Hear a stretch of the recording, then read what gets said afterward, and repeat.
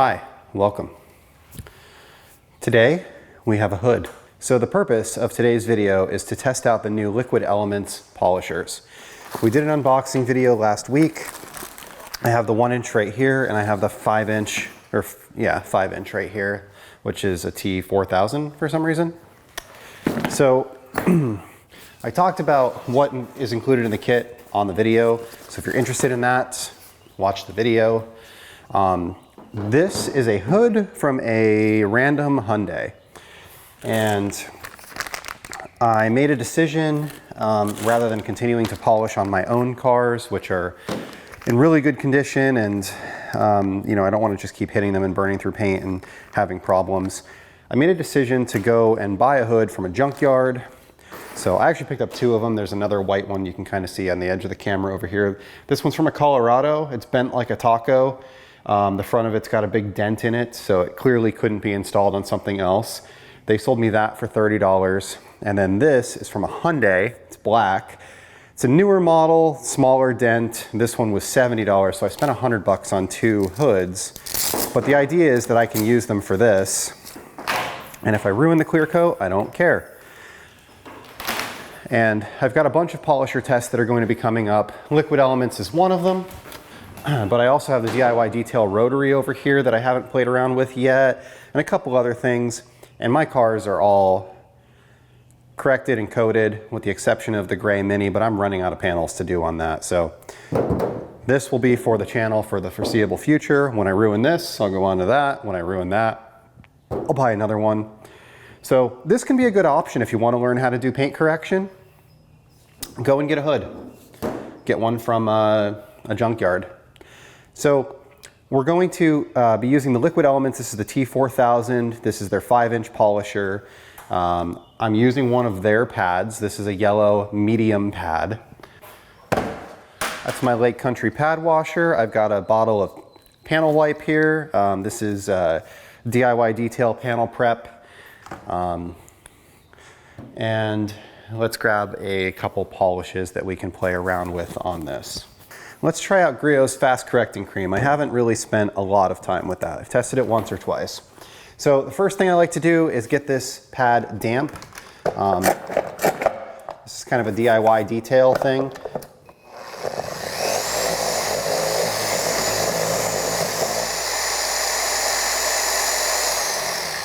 So we'll use our pad washer for that. That was setting 3. So let's turn this down. One thing that I do find a little strange is most of my other polishers, this is like 1 would be over here and then you would go up to 6. This is reversed. So on the Milwaukee, the lowest setting is over here and the highest setting is over here. On this, it's reversed. So just reverse of what I'm used to. I guess neither one of them is necessarily right or wrong. So let's put a couple dabs on here. 2, 3. But the whole point of this is not to test the polish, it's to test the polisher. So this is the new 5-inch. This is something that I just got. It just came out last week. So we're going to use setting 1. We're going to spread the polish out and we're going to see how this does. And then we'll do a large panel, a section of this hood. I'm not really concerned with how good this paint comes out. I'm more concerned with the stalling of the machine, the noise of the machine, vibration, harshness, flatness, all of those things that we're caring about as people that are using these machines on a regular basis.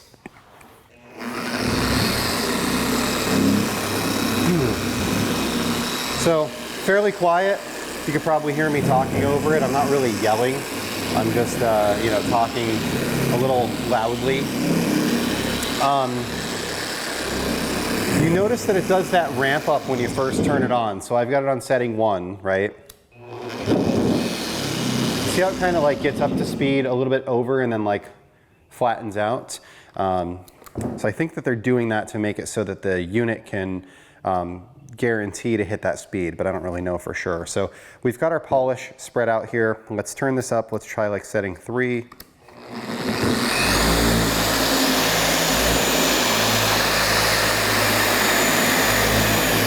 Setting 3 should be 3,200 RPM.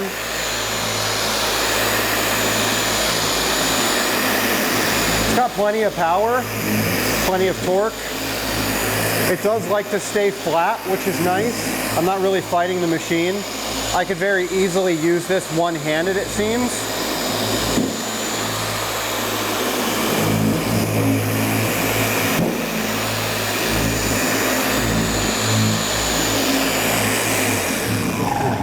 So ergonomically, not bad. Let's wipe this off, and that actually changed that panel pretty significantly. That's interesting. So yeah, that worked fairly well. Sorry about the noise on the hood. Because it's not attached to the car, it would probably still make noise even if it was attached to the car. Who am I kidding? It is a Hyundai.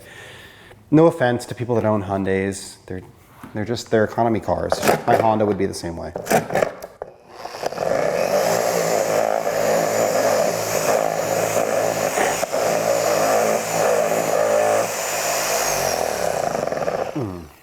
All right. So that worked well. This is the kit pad. Let's try this with some pads and other combinations that I'm a little bit more familiar with. I've got here a wool pad. This is a Rupes wool pad DA course. The blue pad, obviously. We're going to be using a little bit of their blue as well. This one I do like to get wet also. So put a little bit of polish on there. So this has kind of been my go-to ever since that green Mini over there. This works really well. So again, we'll go to 1, we'll spread it out.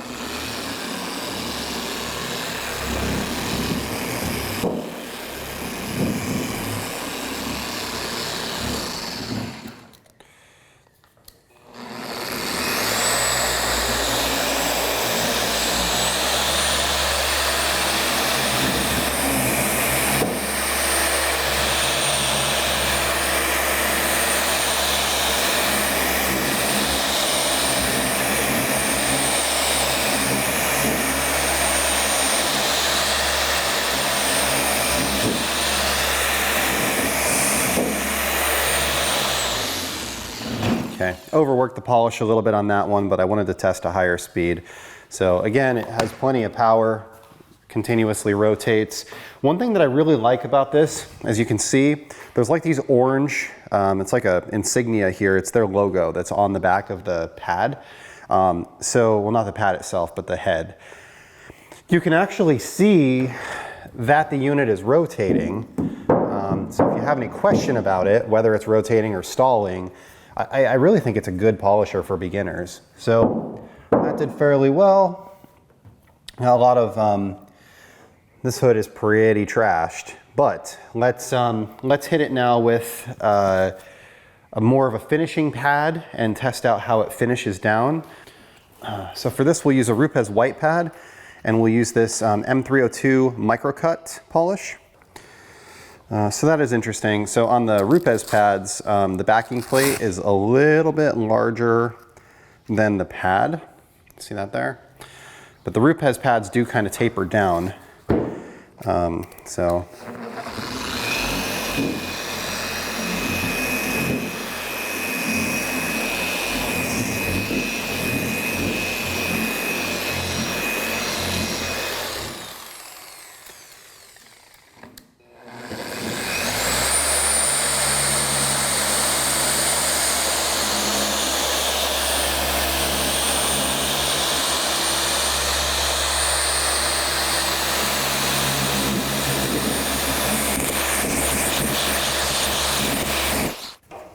It's actually a pretty pleasant experience to use it. So let's remove the polish. I keep acting like we care about this panel. We don't care about this panel. But we can see what we did here. The difference between that and that's pretty freaking drastic. That's cool. What am I noticing here while I'm using this? Well, one, it does just stay flat when it's running. So you don't really have to like hold it up. Like I'm more guiding the machine than I am like angling the machine or working the machine. I'm just kind of letting it go where it wants to go. It's really interesting. So when you pull the trigger, it just spins, and it just stays flat, as you can see. Like, I'm holding it here with one finger. I'm not really like, it's just flat. The whole time, it's just flat, which is really cool. So, you know, one of the things when you're a beginner that you need to learn is like angling the machine and keeping the pad flat, and pad flatness is really important. So the fact that this just makes that happen is kind of nice. So you can just focus on guiding the machine instead of focusing on also angling it and pressure and everything else. You obviously don't want to be putting a bunch of pressure on it. They recommend 5 pounds of pressure. Like that's kind of like what Ivan LaCroix says. It's like 5 pounds of pressure. So, you know, you don't really need to put a lot down to make that happen. And this spot where your thumb kind of naturally goes, because your hand sits here like this normally. This spot here where your thumb like naturally goes is right over the top of this. So you're not really like pushing it forward or backwards. You're instead just pushing straight down with your hand. But even that, you're just kind of like resting your hand there. You can rest like this. I kind of prefer like this. You do have to make sure that your hand stays clear of the pad backing plate, but I like it. I like this this indication here that the pad is spinning. That's nice for a new person. It does have this indicator here on the back where it's green and red, and from what I understand, that's like too much pressure. So let's see if we can trigger that.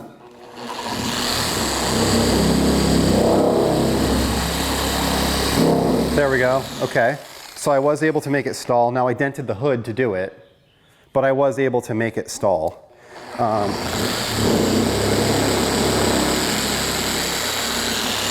That's on setting 1, and like I said, I definitely put a dent in the hood doing that. So I think that it's got more than enough power to do what you need to do, unless you are, I don't know, trying to dent hoods. It does seem to really do a good job. And that indication can be, you know, a lot of times when we're cleaning things, as detailers, as people that are, you know, tend to clean stuff, right? So the person who's, you know, cleaning their own car is probably the person who cleans their, you know, their shower and their stove and their oven and their countertops and all of their other stuff in their life, right? Like that's a fairly normal thing for us. Well, when you're cleaning a lot of things, you get stuck on grease, stuck on grime, those types of things off in usually one of 3 ways, either through chemicals, through heat, or through pressure. Like those are the 3 things. And it's easy when you're starting off doing polishing, having never done it before, being like one of the first cars that you're doing, to think, oh, well, if I want to make the scratch come out, I just need to give it more pressure. And generally you don't want more pressure. You want the pad to continue spinning. You want the compound or the polish to work. You don't necessarily want to like be forcing the unit into a corner. So the fact that it has that indicator on the back of it is actually super cool, because if you're new, like when I was new, I used to flatten my pads all the time. I'd be pushing too much and flatten my pads out. And it took me a while to kind of get the hang of it and to not push down too much. This is back when I was using like a Chemical Guy's Torque, or maybe even before that, like a random orbit sander that was on a cord, you know, or a Harbor Freight's Chicago pneumatic, you know, something along those lines. So this unit definitely has enough torque, and I like the indicators. I like the fact that it kind of stays flat. That's super nice. We can try doing some angles, like if we tried to get into something like this angle here, you can see how that works. Now that's on setting 1, 2, 3. I'm still not able to stall the pad, as you can see. Like if you look at the indicator on the back, the orange, it's not stopping. So, you know, it definitely would take a lot of pressure to stall that pad. And you see I'm like really tearing apart the hood to do that. So it definitely has more than enough power. I like the fact that it's not forced rotation, but it kind of feels like that, where it's always making the pad spin. And you can see I got really good correction out of a 1-step on this. Well, I guess I did 2 steps, but that very first step that I did with the Griot's Fast Correcting Cream was 90% of what this is right here. Now, let's try the little guy now. Let's switch to that. Because I like this. I think this works well. Now, some people might say, oh, well, why do we want a corded machine? Well, you probably don't. You know, maybe you do, maybe you don't, but there is a price differential there, right? Like the best, in my opinion, cordless machine right now for an entry-level cordless would be the Milwaukee M18. I know ShineMate and some other companies make them. I haven't used the ShineMate, so I can't really comment on that. But this is kind of like the best, in my opinion, entry-level polisher that exists right now. Now, let's take it and put the same pad that we just used on it, this white Rupes pad.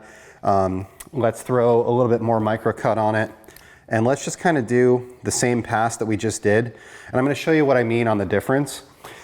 Now, this unit is $300 with no batteries. If you're already in the Milwaukee ecosystem, then that probably doesn't matter to you. It didn't matter to me that it came with no batteries. I actually found $300 to be a good deal.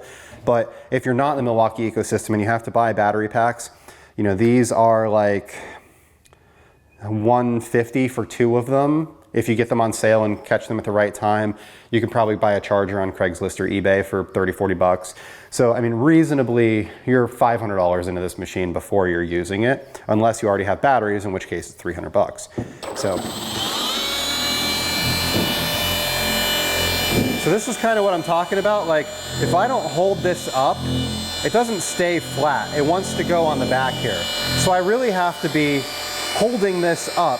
Now, part of that is there's a lot of weight on the back because of the battery. I recognize that. But as somebody who's new to polishing, now you're focused on pushing the polisher around, you're focused on the angle of the unit, and you're focused on keeping the pad flat. It's just a lot of stuff to worry about. We kick this up to 4,000 RPMs.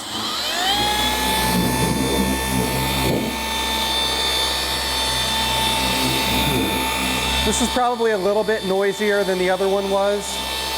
It's definitely a little bit more harsh of a sound. Neither one of them is really bad, but it's definitely a little bit louder, and it's a little bit more shrill of a pitch. You know, if you're relating it to like I don't know, like a car or something like that, this is a little bit more Honda, and that's a little bit more BMW, you know what I mean, in terms of engine sound and pitch and note. Let's play around with this 1-inch guy. Let's see how that works. So the 1-inch comes in this case. Again, I talked about it in a video, so I'm not going to go over that in this one to try to keep this as short as possible. It does come with 2 battery packs. It automatically has it's a 1-inch head that's on here. So I have a battery pack that's fresh off the charger. It's 12 volts, 2 amp hour battery. Charge indicator on the back says it's full. We're going to use this again. We'll start off with a yellow pad, which is a medium cut. This is one of their pads that the unit came with. Now this has rotary 8mm and I think 3mm are the 3 attachments. So we're going to start off with the 8mm. I think that's the one that you're probably going to use the most often. And then we'll switch to the rotary, and then we're also going to try an accessory and do like a door handle with it. So the part I'm focused on here is in this, and I want to get into like this corner in this area here, just kind of like work this back piece. This isn't the best thing to use a 1-inch on. Normally I would do something like around a deck lid or something like that, but we're using what we've got to work with here, right? So I've got a little bit of polish on here. We'll dot this out. And again, there's a trigger lock. So with this unit's pretty light. We're really just focused on spreading the polish out right now. It does kind of sound like it's bouncing off a rev limiter or something like that. So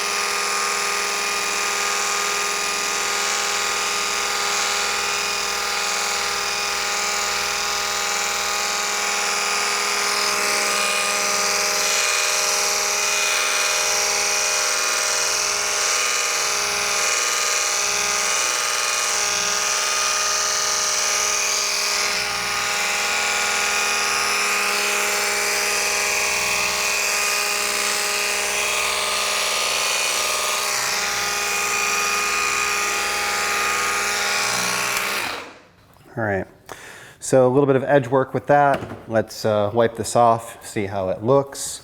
Again, we don't necessarily care, but we can see that we did correct. Now I do have some holograms and stuff there, but again, this is a medium cut pad, medium cut polish, or heavy cut compound actually. So that does look significantly better than what we started with.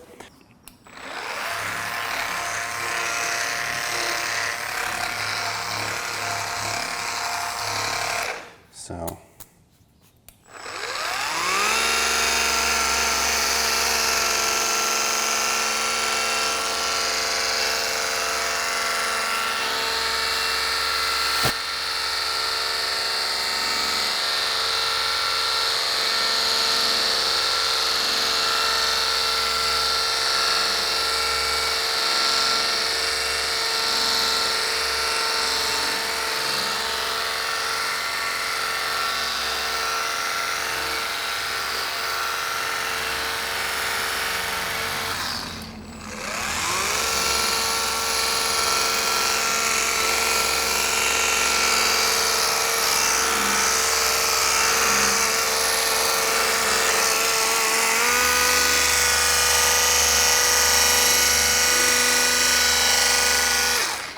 All right, so that was the top speed.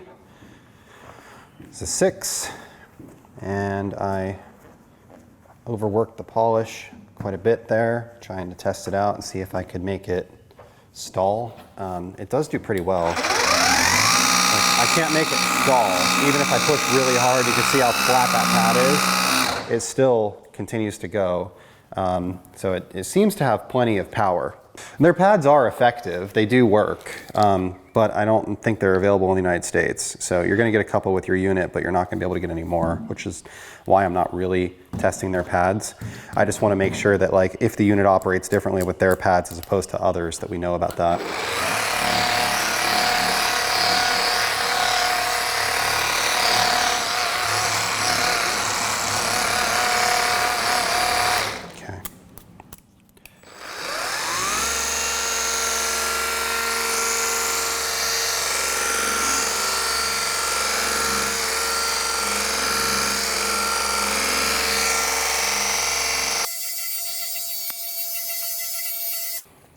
Worked pretty well.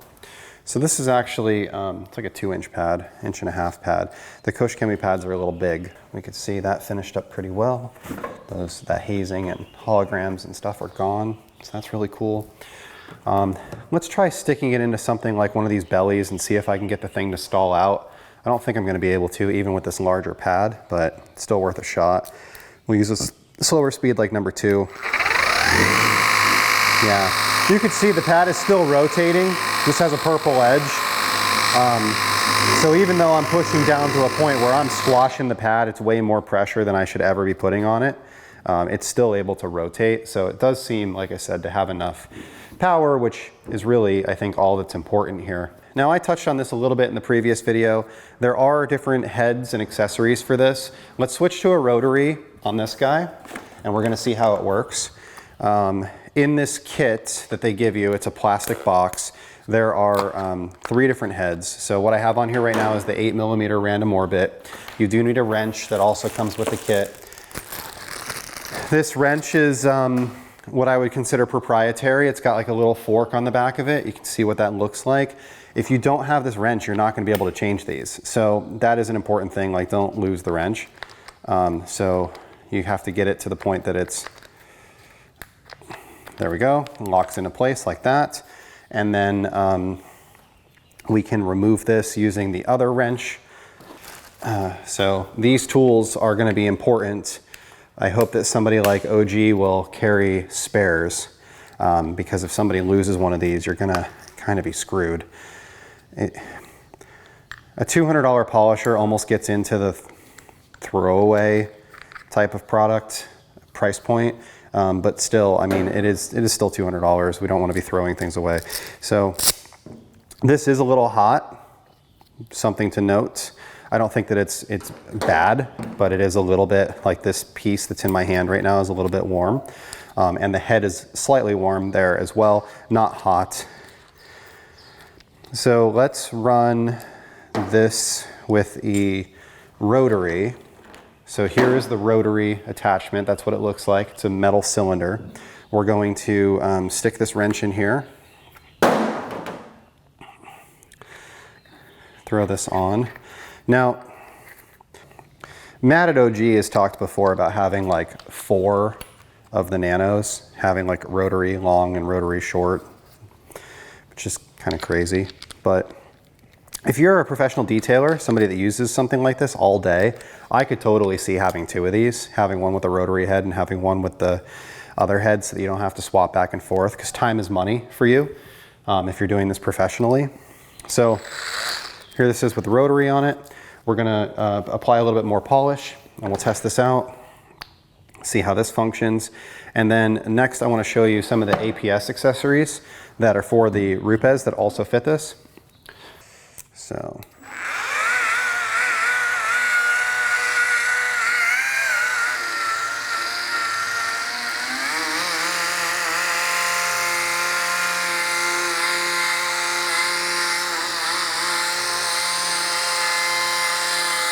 I put too much polish on here, which is why I'm flinging it all over the place. But again, plenty of power.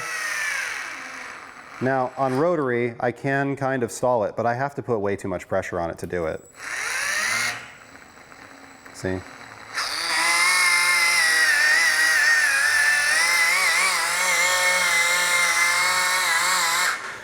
So again, getting back to the power, I think that it has plenty of power.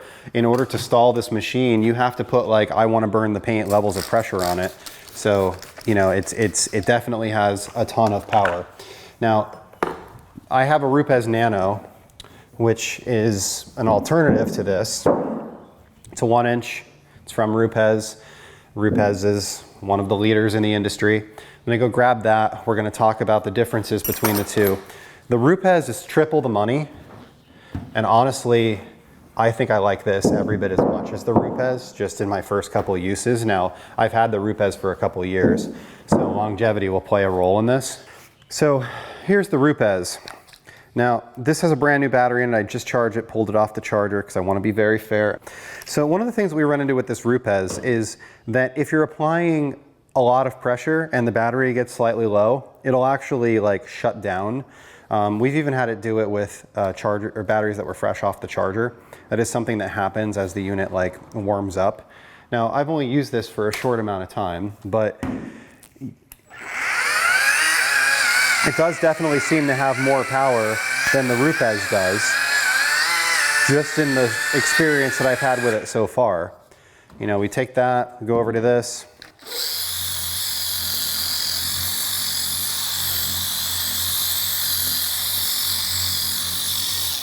Both machines are effective. Looking at the size, this is obviously a lot bigger. So, you know, here they are right next to each other. This is the Rupes long neck. They make a short neck as well. So if you're looking for something to get into tighter spaces, the Rupes is probably your guy. This is a little bit bigger. The Rupes does have a little bit of a pitch to it, so you kind of have to hold the back up like this in order to get the pad to be flat. This is a right angle, so again, slightly different. But one of the cool things about the Rupes are these accessories that I have from this company, APS. APS makes these accessories. So this is actually a cone that goes onto the rotary version of the Rupes. So I can actually unscrew this pad and I could screw this right in there. Well, what's cool is this actually fits this guy too. So if we take our wrench and we unscrew our pad, our 1-inch pad, we can screw in this APS cone adapter like this. And now we've got a cone that we can use for cleaning like inside a door handle or something along those lines. It's really cool. I use these a lot actually. APS also makes an extension for this that we can unscrew this. We can unscrew this, we can add this extension to it, and we can screw that in. Now, you might say that, okay, the Rupes has a smaller head than this does. And yeah, you're right, it does. Like, look at the two compared to each other. This one is definitely smaller. But this seems to have more power, and with this extension, you can definitely get outside of this head to not have to worry about it. And you know, that's nice and tight. you can work in a door handle or wherever you might want to work and be effective. So this extension is what I would use for something like this. And honestly, I'd probably use it without this wand. I would just use one extension because it's more than enough room to get in here. But we can take this, we can put it in here, dab it out a little bit. Let's turn this down to 1 because it is a rotary and it's going to fling all over the place.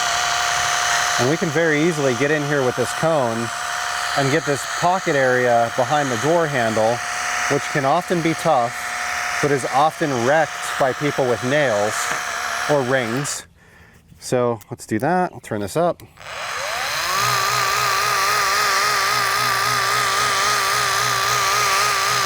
It does kind of have a pulsing sound when you don't have any drag on it, as you can hear. Once you put drag on it, it seems to go away. And I think that that goes back to that whole concept of, it feels like they've got a speed control in here that's like monitoring the RPM. It does work with accessories like the APS accessories, which is really cool. It does make the machine a little bit more versatile. I'll put links to these in the description. I will say that the company that sells them right now is sold out of them. They're the importer into the US and they're out of them right now, but they do have a thing like let me know when these are back in stock. That won't be an affiliate link. These are just products I really like.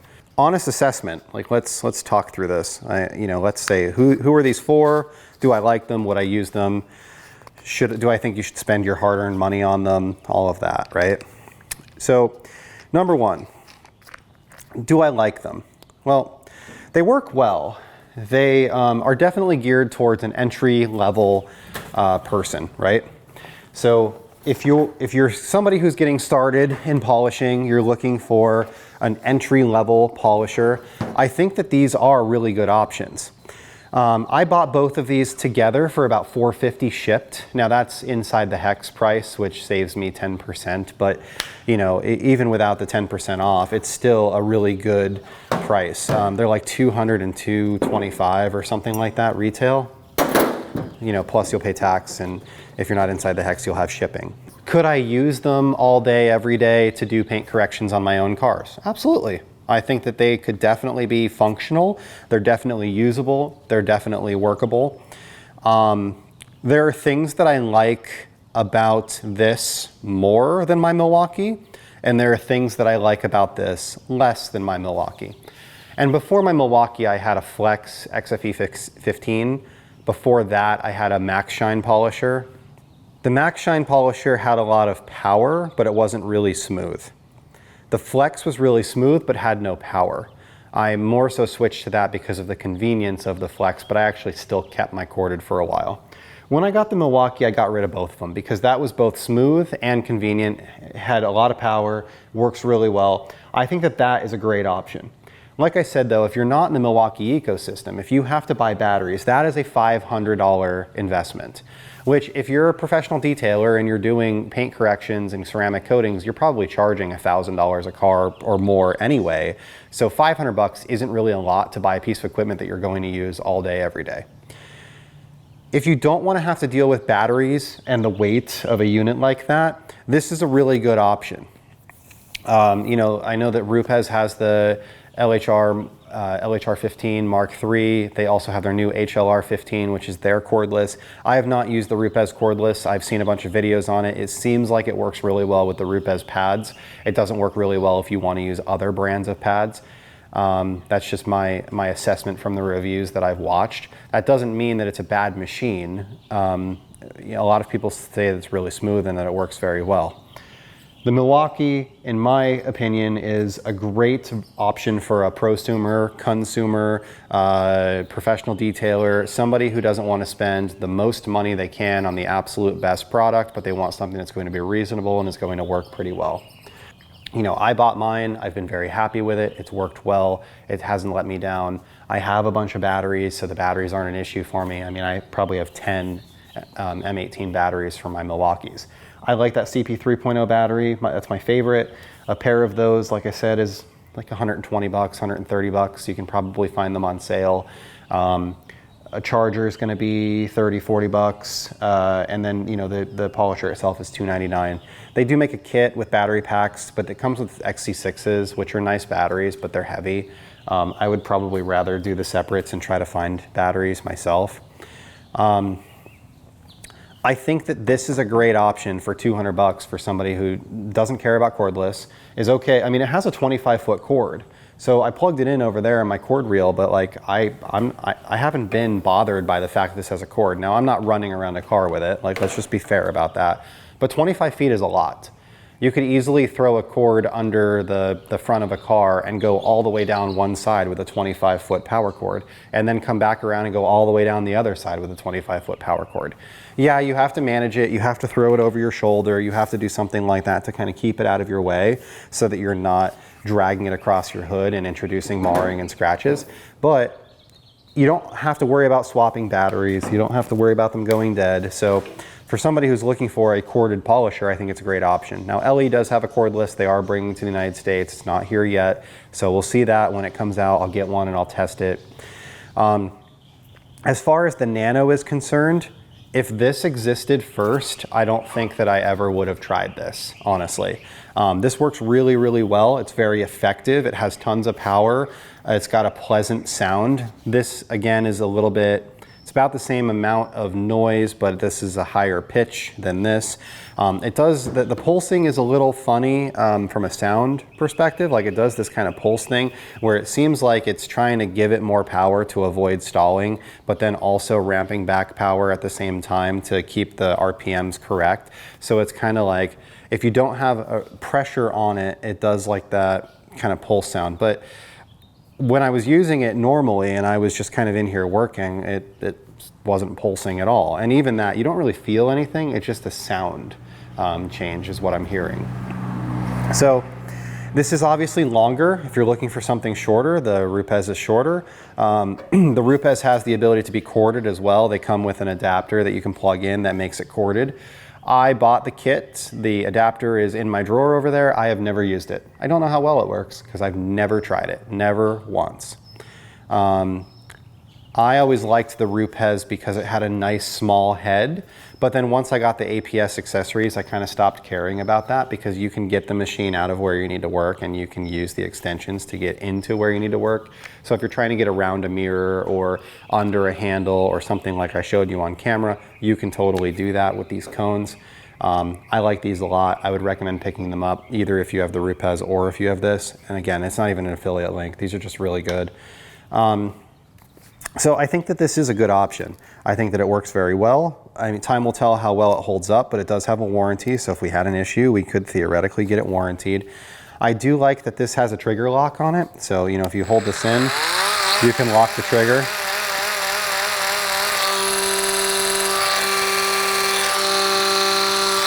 And it just runs, and you can kind of run it one-handed. Now, with this bigger pad on it, it does kind of want to walk, especially with the rotary. It kind of wants to, you know, pull away from you a little bit because it's a little long. It's a lot of leverage. So, you know, you probably need to like rest your hand here in order to just kind of guide it along. You don't really need any pressure. You just kind of need to guide it, right? You could see like when I got to this edge, it kind of wanted to grab and go over the side of the edge. But that's not bad. I like the appearance. I like the white. I actually think that it looks sharp. It's very, I don't know, stormtrooper-ish.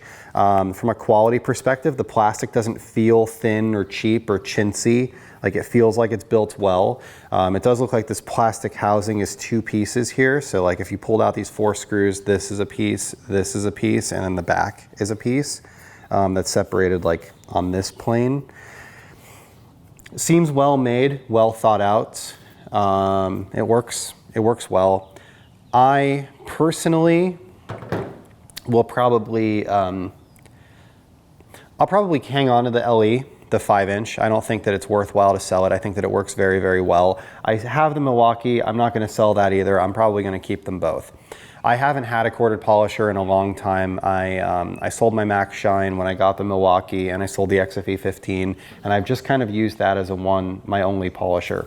I was polishing with a buddy the other day. He used that the entire day, and then I didn't have a 5-inch to use. So I think that I'll hang on to this because it's super inexpensive. It works really well, and I'll probably pick it up from time to time, especially if I'm doing a whole car, and just spend some time using it. I liked how effortless it was to keep the pad flat. So when you're doing an all-day polishing session, I think that it'll be less fatiguing in the long run. As far as the Nanos are concerned, I really don't love the Rupes Nano. I think that it was kind of the best option. Like the Flex XFE or the Flex PXE80 just has way too big of a head to be an effective nano. I know they make some extensions in the wand and all of that kind of stuff, and I just said with this that you're okay, but the Flex head is big. And it wasn't a good 1-inch. It isn't. The Rupes Nano is a much better 1-inch than the Flex was. The Flex was, if you just want one polisher, the Flex was a good option. It is a much better 1-inch and 3-inch than this is, or than other 3-inch machines can be a 1-inch. Like, it can serve both purposes if you need it to, but it's not really a great experience in either format. I spent most of my life with my PXE80 in the 3-inch setup. The Mirka is a significantly better 3-inch, but it's also twice the money, so it's not really a fair comparison. I haven't been incredibly happy with this. The more I use it, I run into issues with pad stalling. I run into issues with it being underpowered. It just feels underpowered, especially, you know, when you're doing larger portions, like a whole trunk lid on a Mini where there's all these concave and convex curves and handles and things that you're trying to go around the top of the bumper and where all of the arrow cutouts and stuff are. I really didn't love using this when I did the green Mini or on that gray Mini. I think that this is actually going to be my new favorite 1-inch. I need to spend a little bit more time using it, obviously. I've only had my hands on it for a couple of hours before this video, and then now during this video where I'm recording, I've only had the machine for a week. So, you know, that's just being fair. The next full car that I do, I'll try to use the two of these. And just make sure that, like, from a longevity perspective, they hold up. If in my next couple uses this continues to work the same way that it has during this test and the previous test that I did earlier this week off camera, I will likely sell my Rupes Nano. I don't see the need to own both machines. The nice part about the Nano was the small head and the fact that it had these APS accessories that worked really well. All of that is here. So I really don't see a reason to hang on to the Rupes permanently. I talked about the trigger a little bit. I like the trigger with the trigger lock a lot better than I like the paddle on the Nano. You get used to the paddle, but you kind of have to hold it the whole time. And then, like, as you're repositioning and stuff like that, I've had my pressure, like, I've released pressure on this a little bit and had it slow down. It is an on-off switch, but it's just one of those things. The thumb wheel is here to adjust your speed. You end up having to turn it off in order to work on the unit. That's one of the gripes that some people have about this, and especially the HLR75. But I just got used to doing that. I turn it on to, you know, I turn it off, I put my polish on my pad, I click it to 1, I spread my polish out, I turn it up to 4, and I keep using it.